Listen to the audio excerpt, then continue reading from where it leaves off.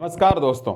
आज हम पढ़ेंगे राष्ट्रपति पूरा मैं आपको लेवल के साथ कराऊंगा ताकि आपका इससे क्वेश्चन बाहर नहीं आए और आपको नोट्स सुव्यवस्थित बनाने हैं, क्योंकि अगर आप नोट्स नहीं बनाओगे तो फिर आप समय पर रिवीजन नहीं कर पाओगे। इसलिए नोट्स बेहद ही जरूरी है, बेहद ही जरूरी हैं, वेरी वेरी इंपॉर्टेंट। ठीक है, तो नोट्स आपको बनाने के वीडियो देखने से काम नहीं चलेगा, क्योंकि रिवीजन सबसे महत्वपूर्ण होता है। ठीक है, तो पहले मैं बेसिक सा कॉन्सेप्ट आपको बताता हूँ। संघ सरकार हम पढ़ेंगे भाग 5, राष्ट्रपति भाग 5 में आता है ना, तो भाग 5 पहले करेंगे केंद्र का, फिर हम राज्य सरकार पढ़ेंगे। ठीक है, तो भाग 5 संघ सरकार, ठीक है, अनुच्छेद 52 से 151, भाग 5 संघ सरकार अनुच्छेद 52 से 151। ठीक है, बता रहा पहले मैंने, संघ सरकार भाग 5 अनुच्छेद 52 से 151। संघ सरकार बोलो चाहे केंद्र सरकार बोलो, बात एक ही है। ठीक है, क्लियर है सर। ठीक है, सरकार किसे कहते हैं? जिसके द्वारा किसी देश की शासन व्यवस्था को संचालित किया जाता है। वापस सुनना, सरकार जिसके द्वारा किसी देश की शासन व्यवस्था को संचालित किया जाता है उसे हम क्या बोलते हैं? सरकार। ठीक है, तो जिसके द्वारा किसी देश की शासन व्यवस्था को संचालित किया जाता है उसे हम क्या बोलते हैं? सरकार बोलते हैं। ठीक है, अब भारत में सरकार कितने अंग होते हैं? तो 3, सभी जानते हो, व्यवस्थापिका या विधायिका, कार्यपालिका दूसरी और तीसरी न्यायपालिका। व्यवस्थापिका, कार्यपालिका, न्यायपालिका, व्यवस्थापिका, कार्यपालिका, न्यायपालिका, व्यवस्थापिका, कार्यपालिका, न्यायपालिका। व्यवस्थापिका को विधायिका भी बोलते हैं। अभी सर क्या करती? तो एक कानून का निर्माण करती है। व्यवस्थापिका विधायिका क्या करती है? कानून का निर्माण करती हैं। ठीक है, जबकि कार्यपालिका क्या करती है? कानून को लागू करती हैं। क्या करती है? कार्यपालिका ने कानून को लागू करती हैं। और न्यायपालिका ये क्या करती है? कानून की व्याख्या करती है, कानून की रक्षा करती है। न्यायपालिका क्या करती है? कानून की व्याख्या करती है न्यायपालिका, या फिर रक्षा करती है। ठीक है, तो सरकार के 3 अंग लिखने ऐसे। मैंने कहा था अगर आप पॉलिटिकल साइंस कंपैरिजन पढ़ रहे हो तो आपको कोई दिक्कत नहीं आएगी। ठीक है, तो सरकार, व्यवस्थापिका, कार्यपालिका, न्यायपालिका। व्यवस्थापिका हम क्या बोलते हैं? विधायिका। बहुत बार क्वेश्चन विधायिका नाम से आ जाता है, तो कंफ्यूज आपको नहीं होना, विधायिका व्यवस्थापिका एक ही बात है। ठीक है सर, तो व्यवस्थापिका विधायिका क्या करती है? कानून का निर्माण करती है। क्या करती है? कानून का निर्माण करती है। अनुच्छेद 79 से 122, अनुच्छेद 79 से 122, 79 से 122, 79 से 122। ठीक है, पूरा पढ़ेंगे। संसद आ जाएगी, क्या आएगी इसमें? संसद। तो कानून का निर्माण कौन करती है? संसद। तो देखिए, व्यवस्थापिका विधायिका क्या करती है? कार्य कानून का निर्माण करना। कानून का निर्माण कौन करती है? संसद करती है। भारत में कानून का निर्माण कौन करती है? संसद करती है। अनुच्छेद 79 से 122, 79 से 122। ठीक है, फिर बात करें कार्यपालिका क्या करती है? कानून को लागू करती है। कार्यपालिका कार्य क्या है? कानून को लागू करना। ठीक है, ठीक है सर। इसमें कौन कौन आते हैं? राष्ट्रपति, उपराष्ट्रपति, प्रधानमंत्री व उसकी मंत्री परिषद और महान्यायवादी। राष्ट्रपति, उपराष्ट्रपति, प्रधानमंत्री एवं उसकी मंत्री परिषद और महान्यायवादी, अटॉर्नी जनरल। ठीक है, अनुच्छेद 52 से 78, 52 से 78 में सभी पद आ जाएंगे। तो कार्यपालिका कहती है कानून को लागू करती है कार्यपालिका। ठीक है, फिर न्यायपालिका कार्य क्या करती है? कानून की व्याख्या या रक्षा करना। न्यायपालिका कानून की व्याख्या या रक्षा करना। कौन आती है इसमें? Supreme court. एससी यानी क्या होता है? सुप्रीम कोर्ट यानी सर्वोच्च न्यायालय। कौन है? सर्वोच्च न्यायालय या उच्चतम न्यायालय। ठीक है, अनुच्छेद 124 से 147, अनुच्छेद कौन सा है? 124 से 147। ठीक है, अब सर आप पूछोगे कि यार भाग 5 में अनुच्छेद 52 से 151 है, या तो 187 हुए, तो 148 से 151 क्या है? समझने के लिए बता रहा हूं, क्वेश्चन लिख लेना। अनुच्छेद 148 से 151, इसमें आता है CAG। क्या आता है? CAG, नियंत्रक एवं महालेखा परीक्षक। CAG यानी नियंत्रक एवं महालेखा परीक्षक, यानी comptroller and auditor general of India. Comptroller and auditor general of India, CAG नियंत्रक महालेखा परीक्षक, अनुच्छेद 148 से 151। ठीक है सर, एक चीज आपको और पता करनी है। देखिए, कार्यपालिका पर व्यवस्थापिका निर्माण ऊपर रहती है, मतलब कार्यपालिका विधायिका या व्यवस्थापिका के अधीन कार्य करती है। प्रश्न आया हुआ है, देखिए, कार्यपालिका किसी अधीन कार्य करती है तो व्यवस्थापिका विधायिका के अधीन कार्य करती है। अगर विधायिका नहीं हो, ऑप्शन लोकसभा दे रखा हो तो भी लोकसभा होगा। क्यों सर? क्योंकि संसद में वैसे 2 सदन होते हैं, लोकसभा, राज्यसभा, फिर राष्ट्रपति से मिलकर बनती है। ठीक है, लेकिन लोकसभा को ज्यादा शक्ति दे रखी है, धन विधेयक हो चाहे वित्त विधेयक हो, लोकसभा ज्यादा शक्तियां प्राप्त है। तो इसलिए तो कार्यपालिका व्यवस्थापिका या विधायिका या फिर लोकसभा के अधीन कार्य करती है। नीचे लिख लेना कि कार्यपालिका व्यवस्थापिका या विधायिका या लोकसभा के अधीन कार्य करती हैं। ठीक है, और अनुच्छेद 148 151 CAG comptroller and auditor general of India, नियंत्रक एवं महालेखा परीक्षक। ठीक है, व्यवस्थापिका, कार्यपालिका, न्यायपालिका, कंप्लीट सर। ठीक है, अब हम बात करें कार्यपालिका, हम क्या पढ़ेंगे? पहले राष्ट्रपति, फिर उपराष्ट्रपति, फिर स्टेप बाय स्टेप चलेंगे। ठीक है, तो पहले बात करेंगे संघ की कार्यपालिका, अनुच्छेद 52 से 78, 52 से 78। ठीक है, कौन कौन आएगा? राष्ट्रपति, उपराष्ट्रपति, प्रधानमंत्री एवं उसकी मंत्रिपरिषद और महान्यायवादी, अटॉर्नी जनरल। ठीक है सर, भारत में नीचे लाइन लिखना आपको, भारत में संसदीय या संघीय शासन प्रणाली है। प्रश्न बहुत बार पूछा गया, भारत में कैसी प्रणाली है? तो संसदीय या संघीय शासन प्रणाली है। संसदीय या संघीय शासन प्रणाली है। कहां से ली गई है सर? ब्रिटेन से। अमेरिका नहीं ठोकना आपको, क्या करना? ब्रिटेन से। कहां से ली गई? ब्रिटेन से ली गई है। भारत में संसदीय या संघीय शासन प्रणाली है। कहां से ली गई है? ब्रिटेन से ली गई है। ठीक है, अब बात करें कार्यपालिका। कार्यपालिका दो प्रकार हुई, कैसी? पहली नाम मात्र कार्यपालिका जो केवल नाम मात्र की है, संविधान में है। ठीक है, और दूसरी वास्तविक कार्यपालिका। ठीक है, तो कार्यपालिका दो भाग हैं, नाम मात्र कार्यपालिका और वास्तविक कार्यपालिका। ठीक है, अब नाम मात्र कार्यपालिका क्या है? नाम मात्र कार्यपालिका यानी संवैधानिक प्रमुख होता है इसमें, यानी गणतंत्र प्रमुख। नाम मात्र कार्यपालिका में संवैधानिक प्रमुख होता है, यानी गणतंत्र प्रमुख होता है। कौन होता है? तो राष्ट्रपति होता है। कौन होता है? राष्ट्रपति, जिसे हम बोलते हैं डी जूरो। इंपोर्टेंट है, प्रश्न पूछा गया, ध्यान रखना है। डी जूरो, वापिस सुनना। कार्यपालिका दो भागों में, नाम मात्र कार्यपालिका, वास्तविक कार्यपालिका। नाम मात्र कार्यपालिका जो संवैधानिक प्रमुख होती है, यानी संविधान में इसका उल्लेख है। ठीक है, संविधान के रूप में उल्लेख है। ठीक है, वो गणतंत्र प्रमुख होती है। ठीक है, या संवैधानिक प्रमुख या गणतंत्र प्रमुख। ठीक, इसे इंग्लिश में क्या बोलते हैं? D jure. क्या बोलते हैं? D jure. डी जूरो कौन होता है? प्रमुख राष्ट्रपति। नाम मात्र का प्रमुख कौन होता है? राष्ट्रपति होता है। ठीक है, जबकि वास्तविक कार्यपालिका ये कैसी होती है? राजनीतिक प्रमुख। चुनाव होते हैं ना, राजनीतिक प्रमुख, हम वोट देते हैं, राजनीतिक प्रमुख, इसे बोलते हैं डी फैक्टो। क्या बोलते हैं? De facto. क्या बोलते हैं? De facto. वास्तविक प्रमुख कौन होता है? तो प्रधानमंत्री। पीएम यानी क्या होता है? प्रधानमंत्री। ठीक है, वापस क्लियर, समझो ध्यान से, कोई जल्दी नहीं। संघ सरकार या केंद्र सरकार, भाग 5 अनुच्छेद 52 से 151। ठीक है, सरकार किसे कहते हैं? जिसके द्वारा किसी देश की शासन व्यवस्था को संचालित किया जाता है। ठीक है, फिर बात करें सरकार। सरकार कितने अंग होते हैं? 3, व्यवस्थापिका या विधायिका, कार्यपालिका और न्यायपालिका। व्यवस्थापिका विधायिका क्या करती है? कानून का निर्माण करती है। कौन करती है? संसद करती है, अनुच्छेद 79 से 122। ठीक है सर, फिर दूसरी है कार्यपालिका, क्या करती है? कानून को लागू करती है। ठीक है, अनुच्छेद 52 से 78। कौन कौन आ जाएंगे इसमें? राष्ट्रपति, उपराष्ट्रपति, प्रधानमंत्री, उसकी मंत्रिपरिषद और महान्यायवादी। ठीक है सर, फिर न्यायपालिका का क्या कार्य करती है? कानून की व्याख्या करना या रक्षा करना। ठीक है, अनुच्छेद 124 से 147 सुप्रीम कोर्ट, सर्वोच्च न्यायालय। ठीक है, फिर 148 से 151 क्या बच गया? CAG, comptroller and auditor general of India, नियंत्रक महालेखा परीक्षक। ठीक है, फिर बात करेंगे, मैंने लाइन लिखी है आपको कि कार्यपालिका व्यवस्थापिका, विधायिका या लोकसभा के अधीन कार्य करती हैं। ठीक है, फिर बात करेंगे भारत में कैसी शासन प्रणाली, तो संसदीय या संघीय शासन प्रणाली है। ठीक है, कार्यपालिका दो प्रकार की होती है, नाम मात्र कार्यपालिका, वास्तविक कार्यपालिका। नाम मात्र कार्यपालिका संवैधानिक प्रमुख या गणतंत्र प्रमुख कौन होता है? तो राष्ट्रपति होता है। ठीक है, जिसे बोलते हैं डी जूरो। क्या बोलते हैं? D jure. ठीक है, दूसरी वास्तविक कार्यपालिका राजनीतिक प्रमुख होता है, इसे बोलते हैं डी फैक्टो। क्या बोलते हैं? De facto. याद होना चाहिए आपको, प्रश्न लेवल के आते हैं आजकल। De facto. वास्तविक प्रमुख कौन होता है? प्रधानमंत्री होता है। अब हम बात करेंगे राष्ट्रपति, जो भारत का पहला नागरिक होता है, उसके बारे में बात करेंगे। राष्ट्रपति पूरा डिटेल से मैं आपको पढ़ूंगा, पूरा डिटेल से, कोई आपको और चीज पढ़ने की आवश्यकता नहीं पड़ेगी। ठीक है, स्क्रीनशॉट लीजिए, आगे बढ़ते हैं।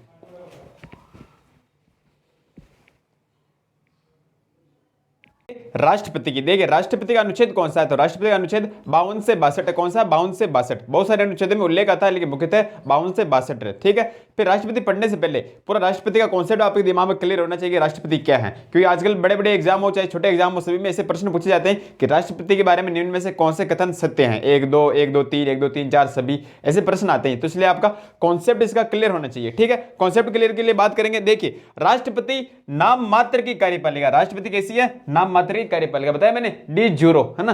राष्ट्रपति नाम मात्र की कार्यपालिका, वास्तविक कार्यपालिका नहीं है। वास्तविक कार्यपालिका कौन होती है? प्रधानमंत्री और उसकी मंत्रिपरिषद। ठीक है सर, राष्ट्रपति का पद राष्ट्र की एकता व अखंडता का प्रतीक होता है।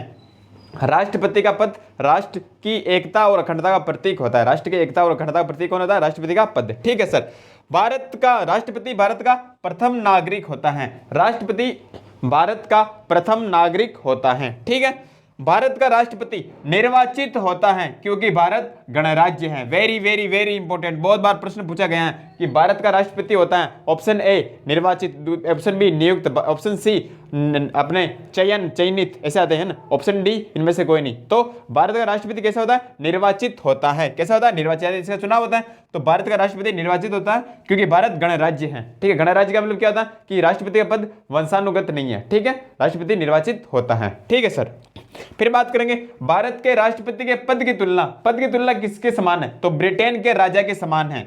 यानी भारत के राष्ट्रपति के पद की तुलना ब्रिटेन के राजा से की जा सकती है, लेकिन ब्रिटेन का राजा वंशानुगत होता है, जबकि भारत का राष्ट्रपति क्या होता है? निर्वाचित होता है। यह बात आपको ध्यान होनी चाहिए। प्रश्न आ जाए, भारत के राष्ट्रपति के पद की तुलना किससे कर सकते हैं? तो ब्रिटेन के सम्राट या ब्रिटेन के राजा से कर सकते हैं, की जा सकती हैं। ओके, लेकिन ब्रिटेन का राजा या ब्रिटेन का सम्राट तो वंशानुगत होता है, जबकि भारत का राष्ट्रपति निर्वाचित होता है। क्या होता है? भारत का राष्ट्रपति निर्वाचित होता है। क्लियर है? ठीक है सर, फिर आगे बात करें, राष्ट्रपति देश की रक्षा सेनाओं का सर्वोच्च सेनापति होता है, यानी क्या होता है, कमांडर होता है। भारत का राष्ट्रपति देश की रक्षा सेनाओं का सर्वोच्च सेनापति होता है, यानी कमांडर होता है। वेरी वेरी इंपॉर्टेंट, ठीक है।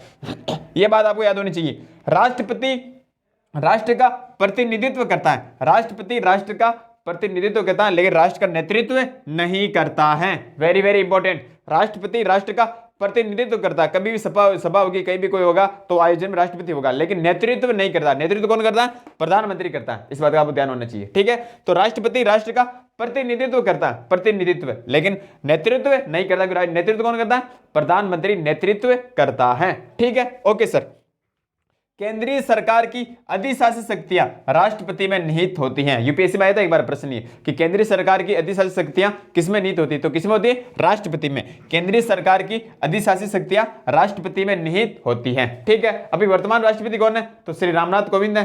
तो वर्तमान राष्ट्रपति रामनाथ कोविंद हैं, जो व्यक्तिगत रूप से व्यक्तियों की संख्या रूप में अब तक कितने व्यक्ति राष्ट्रपति बने, ठीक है। तो व्यक्तिगत रूप से 14वें राष्ट्रपति हैं, तथा क्रम से, राष्ट्रपति क्रम की बात करें तो क्रम से 17वें नंबर के राष्ट्रपति हैं। रामनाथ कोविंद अभी वर्तमान राष्ट्रपति हैं, श्री रामनाथ कोविंद, महामहिम बोलते राष्ट्रपति के लिए, महामहिम रामनाथ कोविंद जी, ठीक है। तो महामहिम राष्ट्रपति जी रामनाथ कोविंद हैं अभी, जो व्यक्तिगत रूप से 14वें तथा क्रम से 17वें नंबर के राष्ट्रपति हैं। व्यक्तिगत रूप में 14वें हैं, लेकिन क्रम से, राष्ट्रपति चुनाव क्रम कौन सा अभी, तो 17वें नंबर के राष्ट्रपति। जब चुनाव 15 बारी हुए हैं, मैं आगे बताऊंगा आपको पूरा विस्तार से, ठीक है। तो व्यक्तिगत रूप से 14वें तथा क्रम से 17वें नंबर के राष्ट्रपति कौन, श्री रामनाथ कोविंद जी, ठीक है। अब बात करेंगे अनुच्छेद 52। अनुच्छेद 52 क्या है कि भारत का एक राष्ट्रपति होगा। 52 ऐसे याद करना समझने के लिए, अन्यथा नहीं लेना आपको। राष्ट्रपति 52 ऐसे याद करना ना, तो राष्ट्रपति 52 ऐसे समझ सकते हो आप समझने के लिए, है ना, अन्यथा नहीं लेना आपको। तो राष्ट्रपति अनुच्छेद कौन सा है, 52 क्या लिख रखा, भारत का एक राष्ट्रपति होगा, भारत का एक राष्ट्रपति होगा। विशेष लगाएगा आपको नीचे लिखना कि यह संविधान का सबसे छोटा अनुच्छेद है। कोई अगर आपसे पूछ ले कि पॉलिटिकल साइंस पढ़ रहे हो, बताओ संविधान का सबसे छोटा अनुच्छेद कौन सा है, तो अनुच्छेद 52। कौन सा अनुच्छेद, 52, यानी भारत का एक राष्ट्रपति होगा। तो अनुच्छेद 52 भारत का एक राष्ट्रपति होगा और संविधान का सबसे छोटा अनुच्छेद है। स्क्रीनशॉट लीजिए, अब एक एक अनुच्छेद पढ़ते हैं, ठीक है। हम बात करें तो देखिए अनुच्छेद 53, अनुच्छेद 53, अनुच्छेद 53 के दो भाग हैं। अनुच्छेद 53 एक क्या कहता है कि संघ की कार्यपालिका शक्ति राष्ट्रपति में निहित होगी तथा राष्ट्रपति अपनी शक्ति का प्रयोग अपने अधीनस्थों के माध्यम से करेगा। यह अधीनस्थ का तात्पर्य है प्रधानमंत्री एवं उसकी मंत्री परिषद, ठीक है। तो अनुच्छेद 53 एक की बात करेंगे।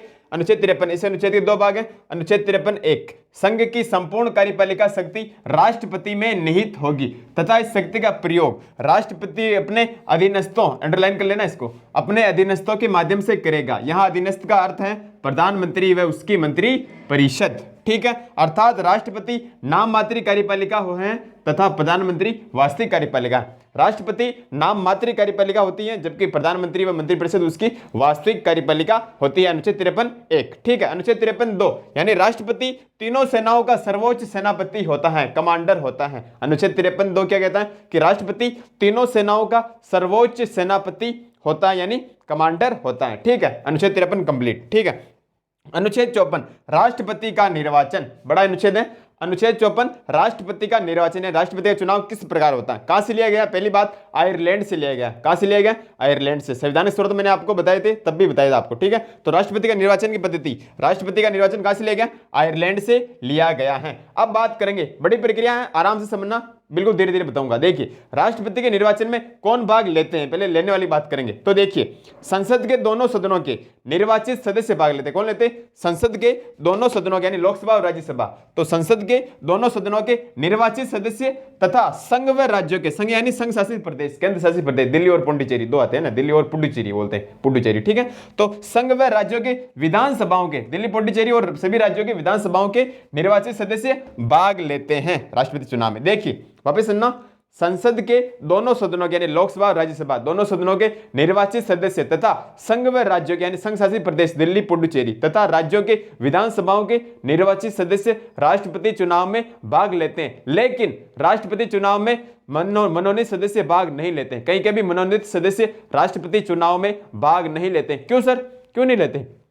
देखिए जब हमारा संविधान बना था तो संविधान निर्माताओं ने हर एक बात का ख्याल किया था। क्यों किया था समझिए, क्योंकि लोकसभा और राज्यसभा में सदस्य मनोनीत कौन करता है, राष्ट्रपति करता है, तो अगली बार अगर वो चुनाव लड़े वापस, क्योंकि राष्ट्रपति कितनी बार चुनाव लड़ सकता है भारत में, अगर अगली बार वो चुनाव लड़ेगा तो मनोनीत सदस्य उसे ही वोट देंगे, देंगे नहीं देंगे, क्योंकि उसने उसे मनोनीत किया था राष्ट्रपति ने। तो इसलिए राष्ट्रपति चुनाव में मनोनीत सदस्य भाग नहीं लेते, केवल निर्वाचित सदस्य भाग लेते हैं। तो अगली लाइन यही है कि राष्ट्रपति चुनाव में मनोनीत सदस्य भाग नहीं लेते हैं। ठीक है, एक बार प्रश्न आया था यूपीएससी में कि क्या राष्ट्रपति चुनाव को सुप्रीम कोर्ट या हाई कोर्ट में चुनौती दे सकते हैं? तो बिल्कुल, राष्ट्रपति चुनाव को सुप्रीम कोर्ट या हाई कोर्ट में चुनौती दे सकते हैं। अगली लाइन यही है अपनी कि राष्ट्रपति चुनाव को सुप्रीम कोर्ट या हाई कोर्ट या न्यायपालिका में चुनौती दी जा सकती है, चुनौती दे सकते हैं। ठीक है, अब कुछ विशेष लगेगा आपको पॉइंट लिखने, पूरा मैं विस्तार से आपको बताऊंगा सारणी बना के कि कहां से कौन कौन से सदस्य कितने भाग लेते हैं, पूरा विस्तार से बताऊंगा। ठीक है, तो नोट लगाइए, आपको पॉइंट लिखने, नोट लगाइए। पॉइंट नंबर 1, राष्ट्रपति का चुनाव भारतीय निर्वाचन आयोग करवाता है। कौन करवाता है? भारतीय निर्वाचन आयोग करवाता है राष्ट्रपति चुनाव। ठीक है, राष्ट्रपति चुनाव को इस आधार पर चुनौती नहीं दे सकते हैं कि निर्वाचक मंडल अपूर्ण है। ऐसा नहीं कि निर्वाचन मंडल अपूर्ण है और आप कह दो चुनाव नहीं होंगे, नहीं, ऐसा नहीं होगा। जैसे फॉर एग्जाम्पल, यदि किसी राज्य की विधानसभा भंग है या विधानसभा चुनाव वहां पे चल रहे हैं या विधानसभा भी नहीं है, तो ऐसा नहीं कि राष्ट्रपति चुनाव नहीं होगा, नहीं, स्थगित नहीं होगा। अगर लोकसभा भंग है तो स्थगित होगा, तब चुनाव नहीं होगा, वरना अगर किसी भी राज्य की विधानसभा भंग है तो उसको शामिल नहीं करेंगे, बाकी जो बच्चे वो चुनाव भाग लेंगे। वो पूरी प्रक्रिया में भी आपको बताता हूं, स्क्रीनशॉट लीजिए यहां तक। ठीक है, तो नोट लगा के सेकंड पॉइंट आपको लिखना है। दूसरा पॉइंट कि अगर राष्ट्रपति चुनाव के समय किसी राज्य की विधानसभा भंग हो तो उस राज्य को मतदान मंडल में शामिल नहीं किया जाएगा। अगर राष्ट्रपति चुनाव के समय किसी राज्य की विधानसभा भंग हो तो उस विधानसभा को मतदान मंडल में शामिल नहीं किया जाएगा, उस राज्य की विधानसभा को। ठीक है, ओके सर। फिर हम बात करें, इंपोर्टेंट लगा लिखना, अगर राष्ट्रपति चुनाव के समय लोकसभा भंग हो तो राष्ट्रपति चुनाव होंगे क्या? तो नहीं होंगे। अगर राष्ट्रपति चुनाव के समय लोकसभा भंग हो तो राष्ट्रपति चुनाव नहीं होंगे। ठीक है, ओके सर। इंपोर्टेंट क्या लिखना आपको, 17वें संविधान संशोधन 1992, 17वें संविधान संशोधन 1992 के तहत दिल्ली व संघ राज्य क्षेत्र पुडुचेरी, दिल्ली व संघ राज्य क्षेत्र पुडुचेरी ना, दिल्ली पुडुचेरी को भी राष्ट्रपति के मतदान मंडल में शामिल किया गया। 17वें संविधान संशोधन 1992 द्वारा दिल्ली पुडुचेरी को राष्ट्रपति चुनाव में शामिल किया गया। ठीक है, वहां की विधानसभा को। ओके सर, अब देखिए एक विधायक का मत मूल्य, किसी भी राज्य के एक विधायक का मत मूल्य कितना होगा? जैसे राजस्थान में 200 विधायक होते हैं, 200 एमएलए होते हैं। ठीक है, तो एक विधायक का मत मूल्य कितना होगा हम निकालते हैं। देख कैसे निकालेंगे, एक विधायक का मत मूल्य बराबर राज्य की कुल जनसंख्या, कब की रहेगी? आधार 1971 की। ठीक है, राज्य की कुल जनसंख्या बटा राज्य विधानसभा के निर्वाचित सदस्य इंटू 1/1000। वापिस समझना, एक विधायक का मत मूल्य, एक MLA, member of legislative assembly, एक एमएलए का मत मूल्य, वोट मूल्य कितना होगा? समझिए कि राज्य की कुल जनसंख्या, आधार रहेगा 1971 की जनसंख्या। ठीक है, अपॉन राज्य विधानसभा के निर्वाचित सदस्य इंटू 1/1000। ठीक है, यानी राज्य की कुल जनसंख्या बटा राज्य विधानसभा के निर्वाचित सदस्य कितने होते हैं? 200 राजस्थान में जैसे, इंटू 1/1000। ठीक है, इस प्रकार हम गणना करेंगे। गणना वैसे बहुत लंबी है तो फालतू चीज मैं नहीं करूंगा, सीधा आपको मान याद रखना इसका। ठीक है, तो देखिए नोट लगा लिखना, जनसंख्या का आधार 1971 की जनसंख्या होगी जो कब तक रहेगी? 2026 तक रहेगी। जनसंख्या आधार कौन सी जनसंख्या? 1971 की है जो 2026 तक रहेगी। ठीक है, कौन कौन संविधान संशोधन हुए इस बारे में बात करते हैं। देखिए 42वें संविधान संशोधन, 42वें संविधान संशोधन द्वारा इसे 2001 तक लागू किया था। 42वें संविधान संशोधन कहा गया था कि यह जनसंख्या 2001 तक रहेगी। फिर हुआ वापस संविधान संशोधन 84वां, तो 84वें संविधान संशोधन द्वारा यह 2026 तक रहेगी। 1971 जनगणना कब तक रहेगी? 2026 तक। कौन संविधान संशोधन? 84वें संविधान संशोधन, 84 कॉन्स्टिट्यूशन अमेंडमेंट द्वारा यह जनसंख्या रहेगी 2026 तक। ठीक है, यह आधार रहेगा। ओके सर, अब बात करें राजस्थान के संदर्भ में। राजस्थान के विधायक का मत मूल्य, राजस्थान के एक विधायक का मत मूल्य कितना है? तो 129। कितना है? 129। राजस्थान में विधायक टोटल कितने? 200। तो 200 विधायक का मत मूल्य 129 मल्टीप्लाई 200 हो जाएगा, वो आएगा जो आएगा। ठीक है, इसी प्रकार बात करें कि सर्वाधिक मत मूल्य कहाँ का? तो सर्वाधिक जनसंख्या कहाँ थी? यूपी नंबर 1 है हर चीज में। तो सर्वाधिक यूपी के विधायक का मत मूल्य होगा 208। सर्वाधिक यूपी के विधायक का मत मूल्य 208। राजस्थान कितना है? 129। और सर्वाधिक इसका यूपी का कितना? 208 एमएलए का मत मूल्य विधायक का। ठीक है सर, और सबसे कम बात करें तो सिक्किम, सबसे कम सिक्किम के विधायक का मत मूल्य जो कितना है? 7 है। सबसे कम सिक्किम के विधायक का मत मूल्य जो कितना है? 7 है। ठीक है, ये मैंने कॉन्सेप्ट बता दिया, पूरा और करते हैं। ठीक है, स्क्रीनशॉट लीजिए।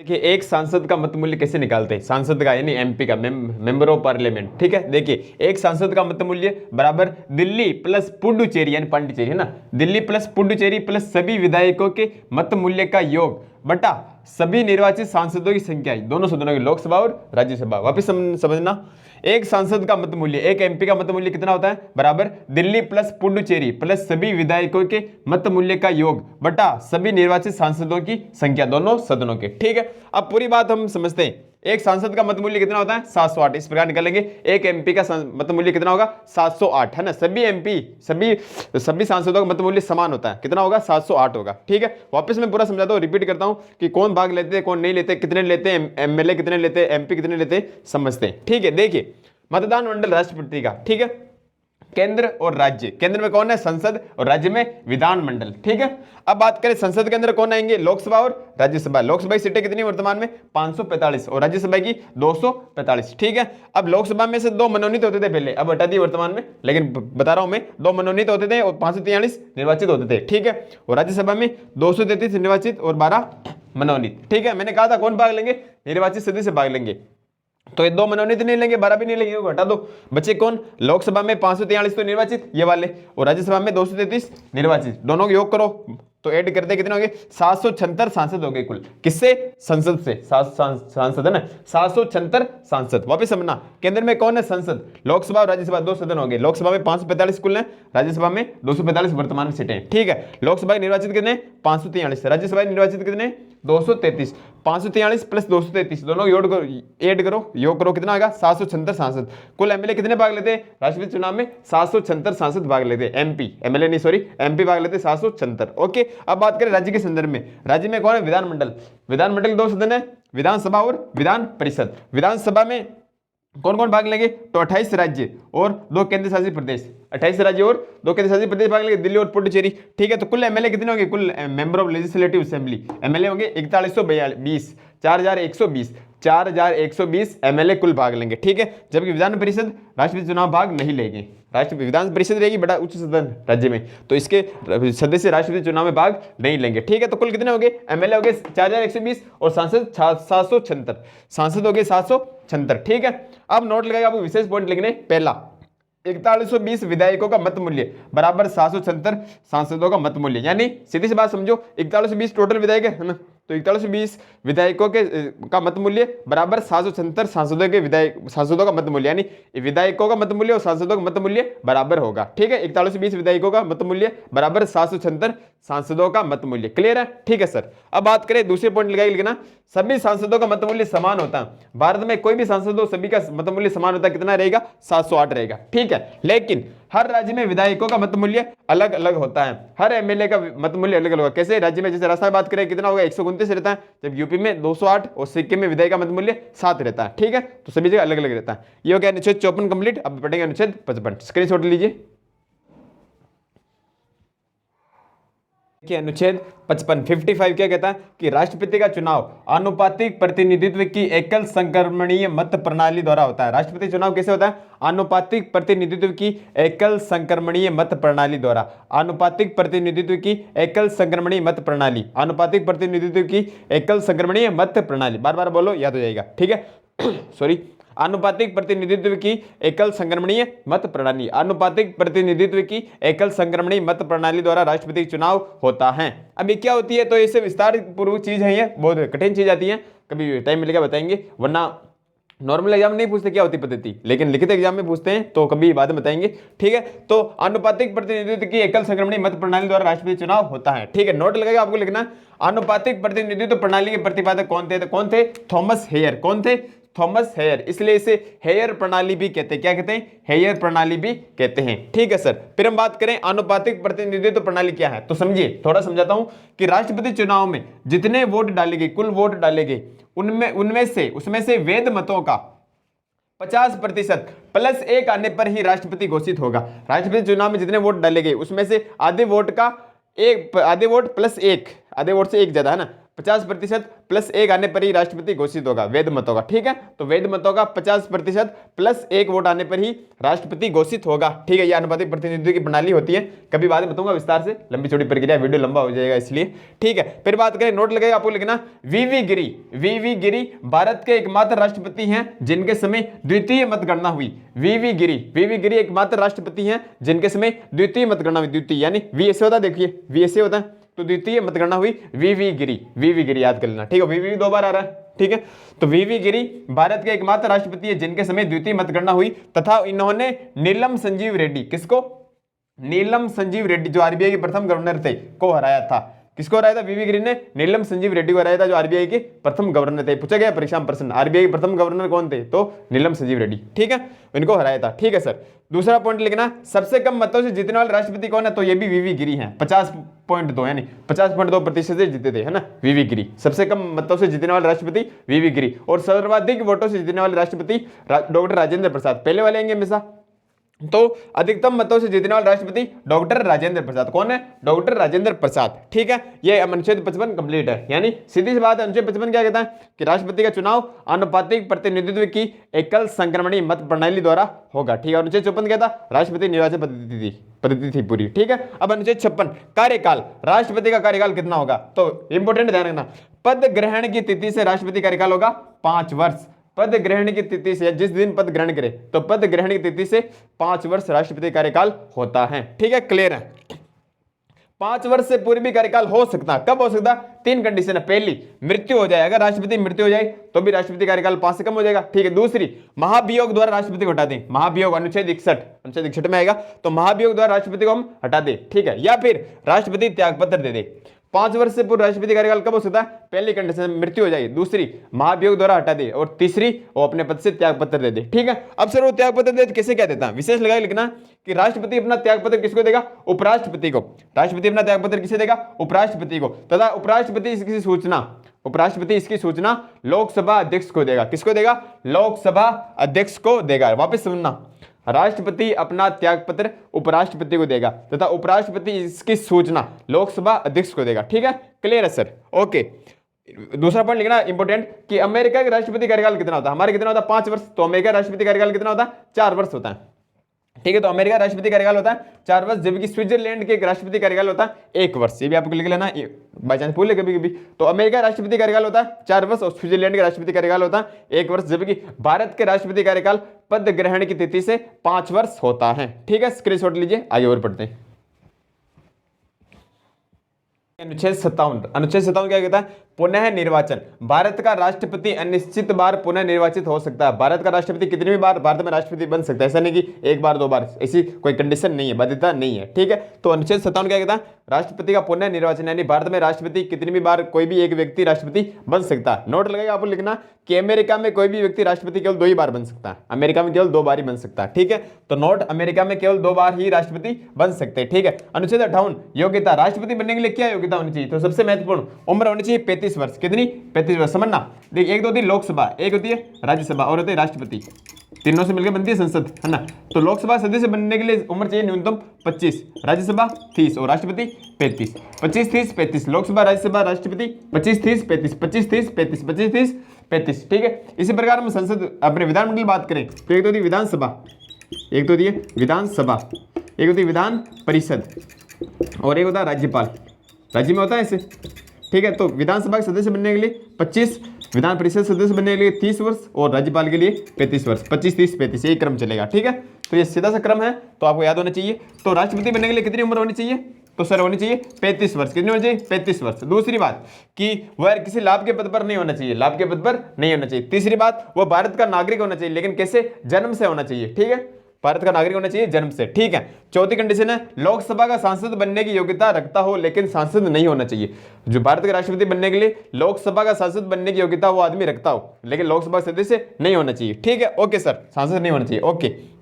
संसद व विधानमंडल के किसी भी सदन का सदस्य नहीं होना चाहिए, चाहे संसद हो चाहे विधानमंडल हो, किसी भी सदन का सदस्य वो नहीं होना चाहिए, ठीक। रिपीट करते हैं वापस कि अनुच्छेद 58 योग्यता राष्ट्रपति, उम्र 35 वर्ष, लाभ के पद पर नहीं होने चाहिए, नागरिक होना चाहिए जन्म से, ठीक है, भारत का नागरिक, लोकसभा सांसद बनने की योग्यता रखता हो लेकिन सांसद नहीं होना चाहिए, और संसद व विधानमंडल के किसी भी सदन का सदस्य नहीं होना चाहिए, ठीक है। अब अगले अनुच्छेद में केवल शॉर्टकट में बता रहा हूं क्योंकि वीडियो बहुत लंबा हो जाएगा, तो अगले वाले पार्ट में करेंगे, वरना ऐसा नहीं आपको लगे राष्ट्रपति PhD करवा रहे सर, ठीक है। तो अगले वीडियो में बताऊंगा। तो पहले शॉर्ट कर समझ लो बेसिक कॉन्सेप्ट। अनुच्छेद 59 में क्या है, 59 में राष्ट्रपति की शर्तें है ना, शर्तें 50 प्रस्तावक चाहिए, 50 अनुमोदक चाहिए, 15,000 जमानत राशि होती है, कब जब्त हो जाती है, वो बातें आएंगी, बताऊंगा मैं, ठीक है।